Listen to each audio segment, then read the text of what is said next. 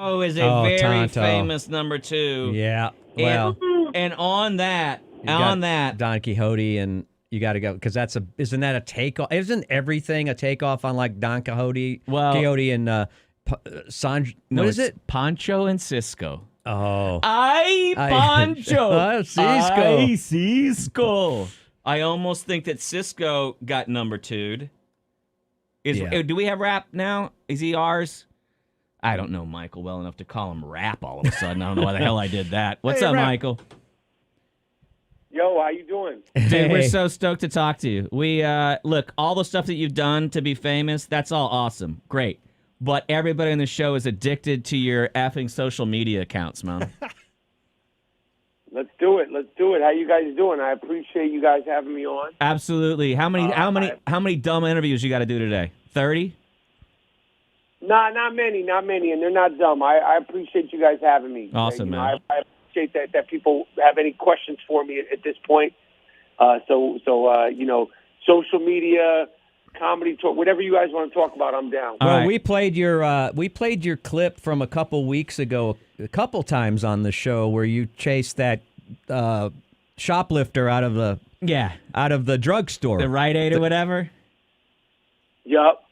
We've become addicted to all of your clips and you chase. I don't know. I mean, maybe we're supposed to pay you royalties. Maybe we shouldn't tell you, but we have. You've become a regular on this show, and anytime we love your attitude. I think maybe too because if you're down here in Texas, your mom and dad raised you from the time you're little to behave. That's just the way it is in the South. You're not supposed to rock a boat. You're not supposed to question anything. It's yes, ma'am, no, ma'am, or whatever. And so it's very exciting for us to see people allowed to just let loose and be themselves, which you're great at, right?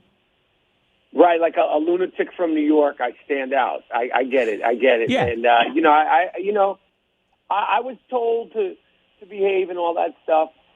But at this point, I'm a grown man. I feel like there's so many contradictions in the world. There's so many things and happening, and fortunately, I have time on my hand to put a camera on my face, in front of my face, and say something about them. And I'm comfortable with the ramifications of talking trash, and I feel like in the last 5 years, with everything that's happened in the world, I have to say something about pretty much everything, and I do it. And sometimes people love it, sometimes people hate it, but I do what I do, and I'm glad that I have a platform to do it. Well, we're glad too. This is Bob here. I'm a big fan of your appearances on Stern and your thing with Gary and all the football and all that, and also I've been a big fan of Atypical for a long time, and you're great on that show. But what is going on with are you in an apartment and someone above? I saw a clip the other day of you banging on the roof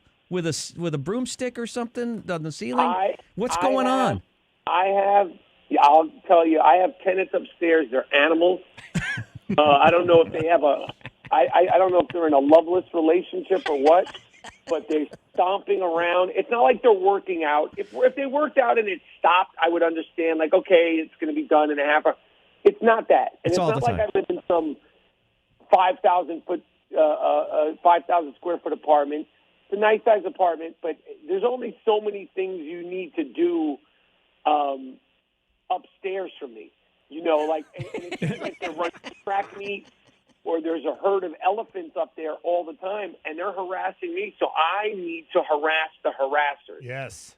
And funny enough is that after the last video you saw where they were stomping around, and then I started banging on the ceiling, they filed a noise complaint against you on me. So now I'm in a full-fledged war. Now I'm in a war. You're actually speaking to a person who's in the middle of a full-fledged war. So I appreciate you taking the time, but you should also be like, wow, this guy stopped to talk to us on the radio while he's in the middle of a war. Literally in a war.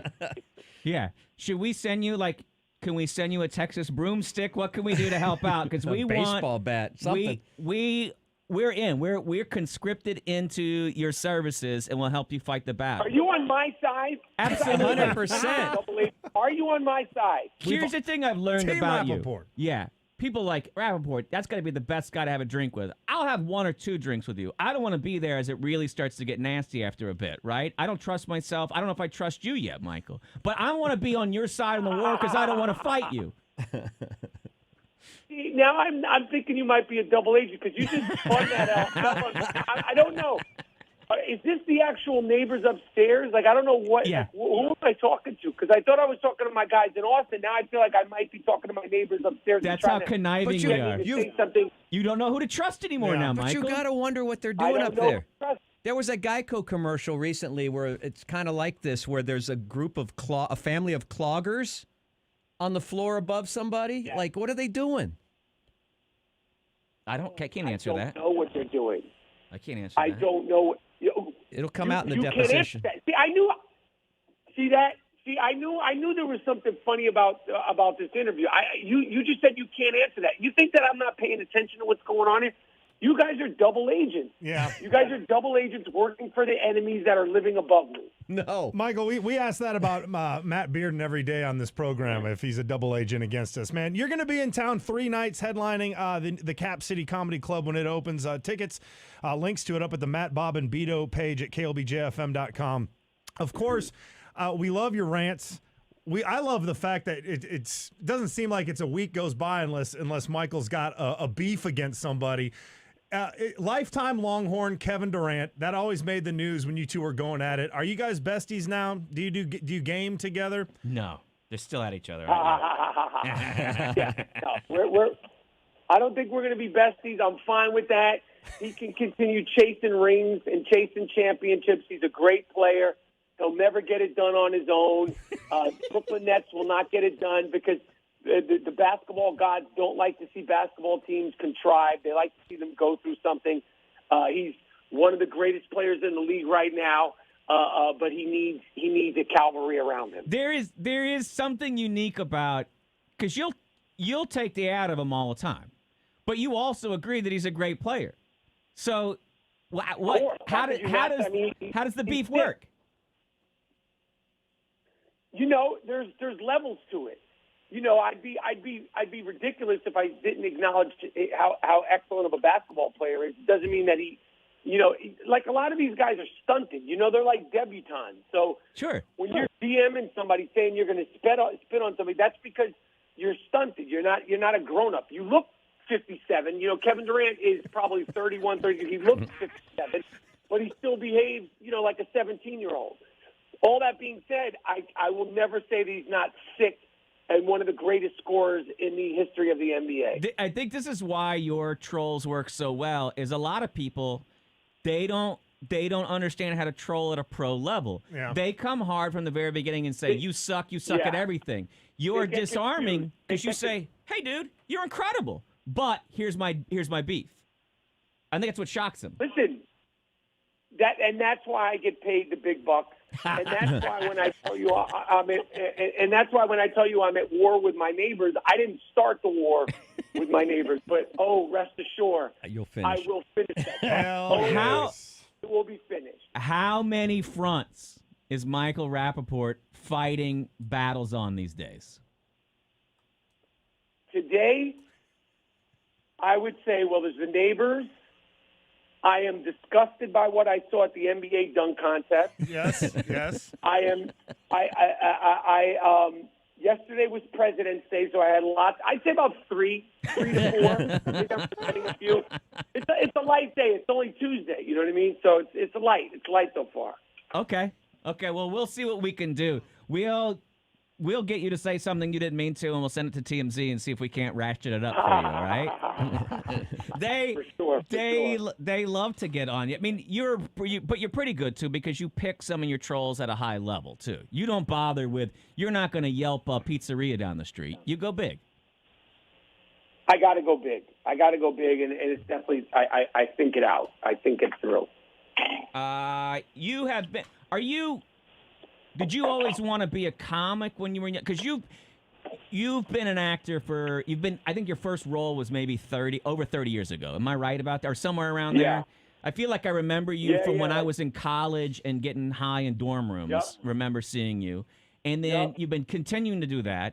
and then also entertaining people on multiple fronts. So there's no time for you actually to be trolling these people. Why are you doing it?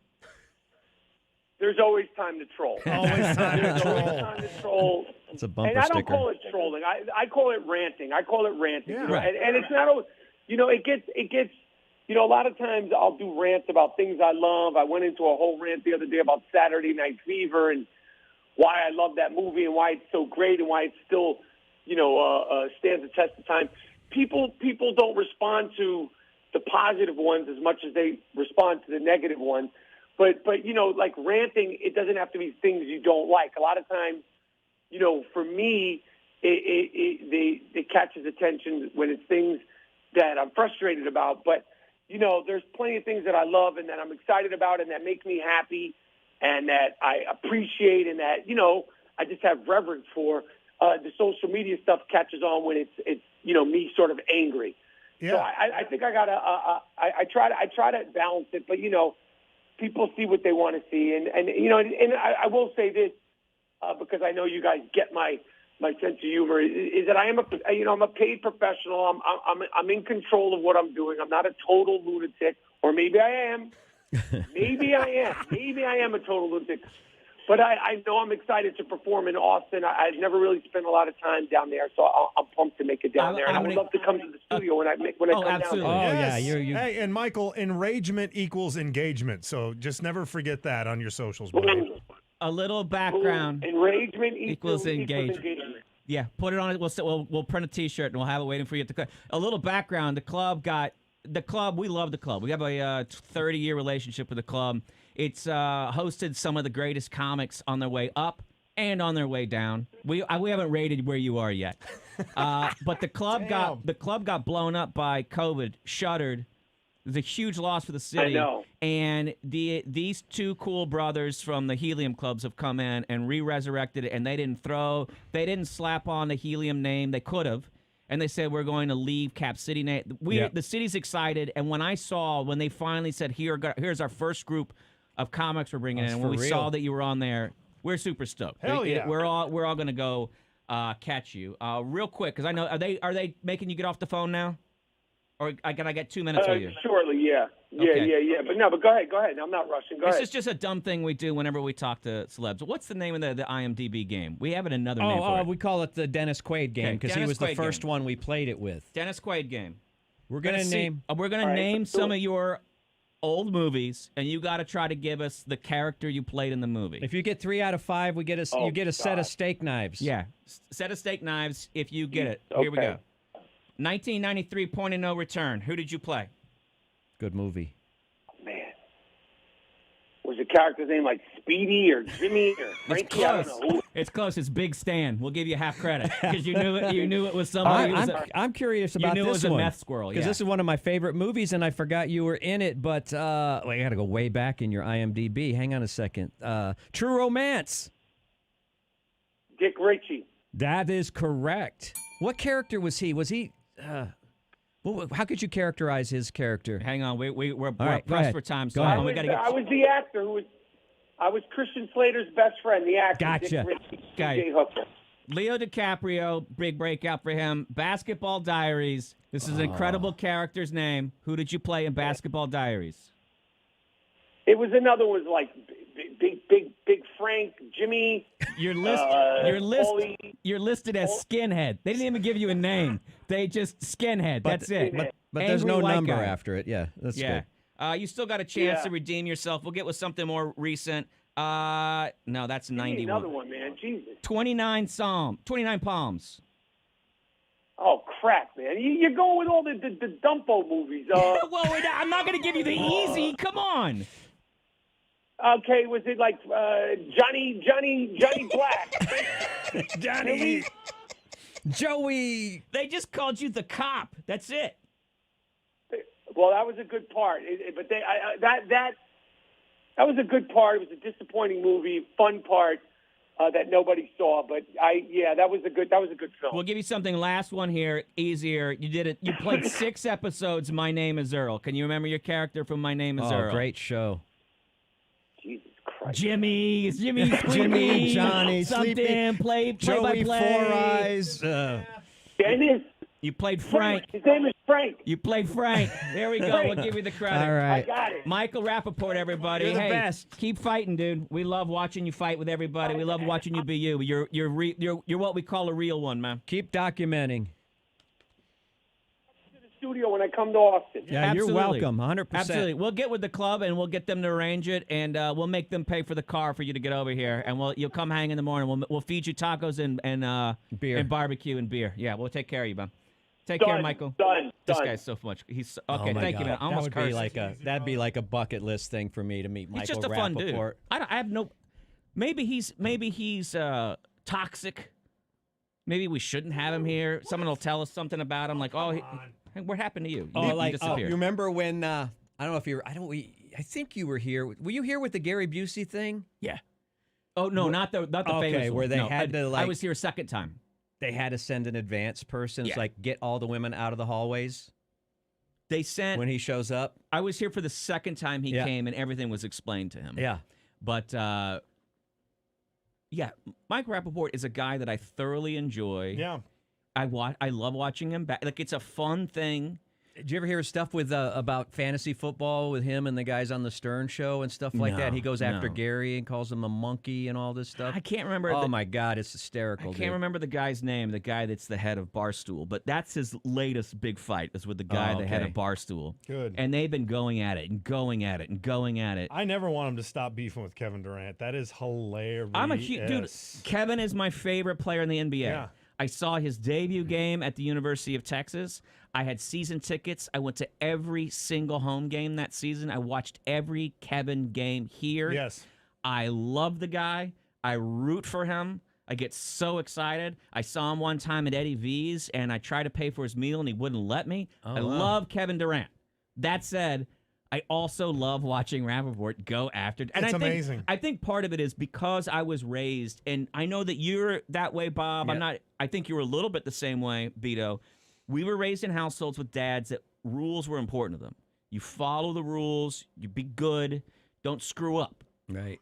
And I think it's one of the things that I find so freeing about him is I would never have the balls to, while I have a career, also just Right. go off on the internet for no reason after Right. somebody. And then sometimes I love his videos on like Instagram. Sometimes he'll just get his phone out and follow a raccoon walking down the New York City street. yeah. With Where's this guy going? What's he doing? Where's Huh? he going? What is it? Trash idiot. Look at this guy. Look at this guy. And it's an absolute blast to watch. Let's do it. We're a little bit behind. I don't even have time for that. Let's do this. Let's go to the ad stack a little early. Yeah, sure. And if we do that, then we can come back and have more fun at the end of the show. John Mulaney.